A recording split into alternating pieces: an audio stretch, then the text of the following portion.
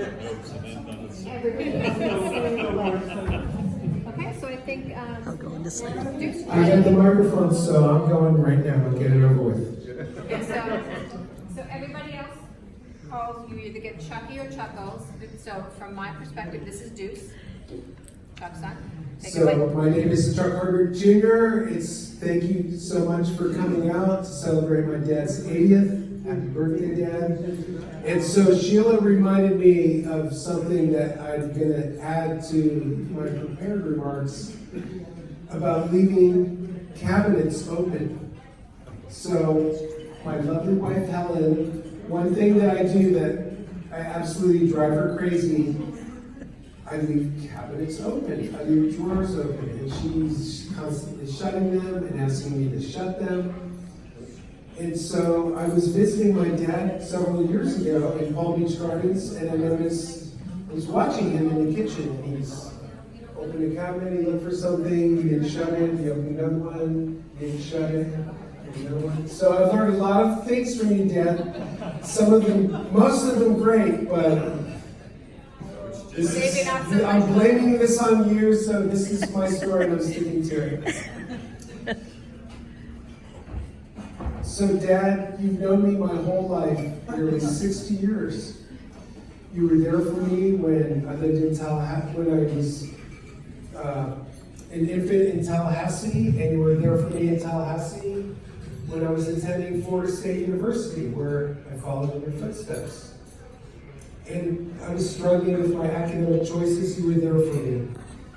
You coached me throughout my career on various items such as how to conduct yourself in an interview, how to deal with a boss who is a jerk, and dressing appropriately when rubbing elbows with multimillionaires. Well, I got 2 out of those 3 correct. You taught me how to love sports like baseball and tennis, and watch old movies, coupled with delicious popcorn, many great popcorn memories.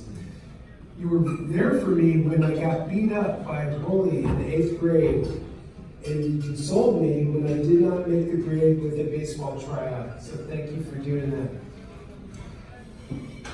I learned from you how to be an awesome host with the countless times I visited you, either in New York City, down at the shore at Point Pleasant, or in South Florida.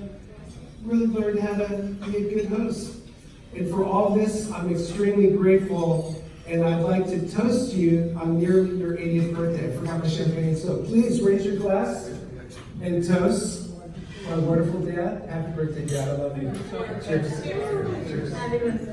Happy birthday.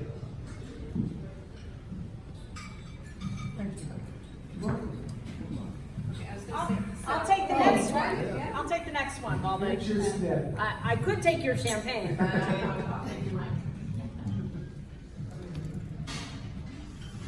Okay. So I'm Ginger, Chuck's oldest daughter. I'm a couple years older than Austin, if you haven't noticed. How many? Dad, thank you. I mean, I have had a fortunate life, and one of the most fortunate things has happened to me as a father. And I have never for a minute doubted your complete support for me and for my children. As I was thinking about tonight, I was thinking like to my childhood, and that when I was maybe 14 or so, you said to me, Ginger, the world is your oyster. And I had no idea what did that mean. Like, that's a little weird. But you always gave me that sense that I could do whatever I wanted with your full support. And so for me and for my kids, you really gave us both the room to grow and be who we are, and also the support to know that we were loved and cared for. And without being too bringing up something sad at this moment, there are no words for what you and also Sheila did for us when Steve died. And the care that you gave to me and my kids, at that time you told me I wasn't going to go through this alone, and I didn't go through it alone. And I'm so grateful to that. You taught me to love books and plays and things that would show me about the world. I remember you telling me when I was maybe 12 that The Great Seraph was your favorite book, and so I read it, and you talked to me about the people in that book and why what they were doing showed great love for each other, and you've shown that through your whole life. Thank you for the trips you've taken us on. I know I'm the only person I know who has taken a trip with her father to Iran, and you've just given us so much. A lot of grandparents take their grandkids to Disney World. Do you know any grandfather who takes his grandson to Uzbekistan? This grandfather did that with my son Ben, who's here. And slept in a yurt. And he slept in a yurt. So for me and for my kids, you've given us roots and wings. And you've celebrated us even when my recessive Democratic gene came out. And you've given all of us just such love and support. So thank you for all of that.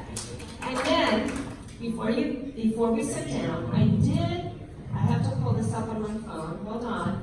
I heard something kind of exciting earlier, that there was a tweet from our 45th president. And he said, "Great to see Chuck Hardwick still alive.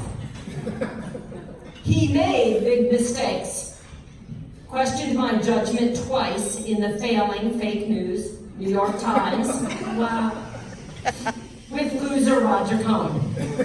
Classic rhino. But anyway, happy 80th birthday."